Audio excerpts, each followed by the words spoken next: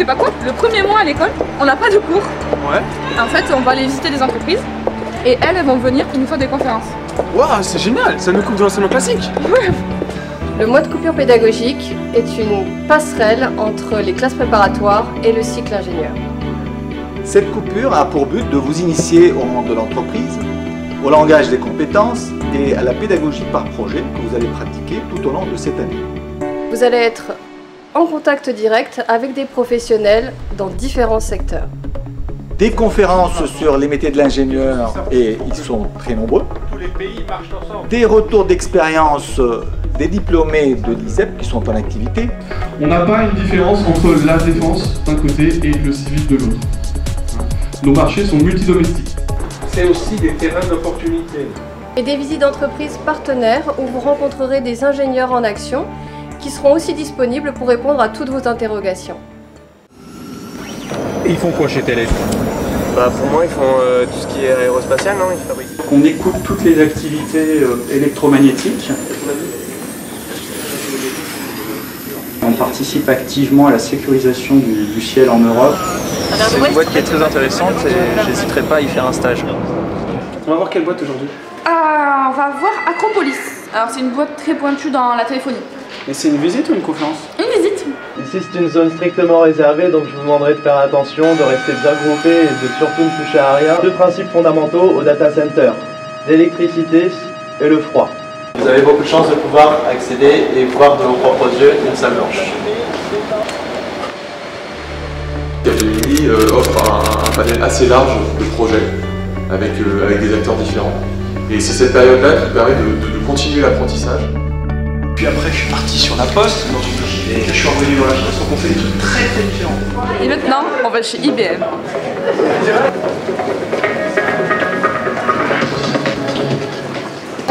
C'est pour IBM depuis 27 ans, un laboratoire d'innovation technologique. Pourquoi je suis resté chez IBM? C'est parce que je me suis toujours donné des challenges, j'ai changé de job à peu près tous les 3-4 ans. Et ça, c'est un des aspects extraordinaires d'IBM, c'est que quand vous cherchez quelque chose, la solution existe quelque part. Donc pour moi, passer de la technique pure, dans laquelle j'étais très à l'aise, passer au commerce, c'était un vrai challenge. J'ai installé des systèmes de supervision de centrales thermiques en Inde et en Corée. Donc j'étais 3 semaines par mois à l'étranger. Vous allez visiter quoi là? C'est un accélérateur de particules qui permet d'étudier la lumière sous toutes ses formes, à toutes ses fréquences. À l'intérieur de la machine, il n'y a que des électrons et le maximum de vide. Et sur les lignes, il y a le maximum de vide et exclusivement des photons. C'est cette particularité-là qui permet de faire des expériences avec cette lumière synchrotron qu'on ne pourrait pas faire avec... Vous avez devant vous, c'est une ligne de lumière, mais vous n'envoyez pas la structure parce que elle est comprimée. Là, il y a une autre ligne de lumière, là, et là. Vous avez toutes les lignes de lumière, ça fait tout le tour du synchrotron. Et au milieu, ici, ce grand anneau que vous voyez, c'est l'anneau de stockage.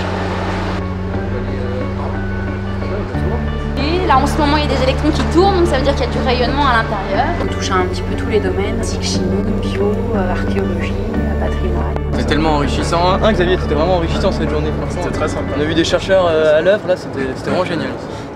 Et dis donc, à la fin de la coupure, on doit faire un rapport de tout ça? Et oui, et en équipe.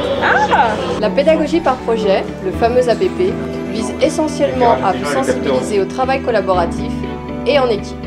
Il s'agit en fait de regarder le référentiel de compétences qui est là. On peut aller voir celui-là pour la première sensation. Au cœur de l'APP, il y aura réflexion, recherche d'informations, échange de points de vue. Il y aura aussi confrontation d'idées, des débats très enrichissants, parfois houleux, mais toujours instructifs. Au final, c'est la bonne manière de développer vos compétences, aussi bien techniques que transverses. J'ai beaucoup aimé parce que ça nous apporte des détails sur les différents métiers qu'on peut faire à la sortie de l'ISEP, par exemple.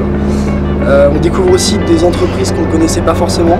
Et oui, et maintenant, coupez!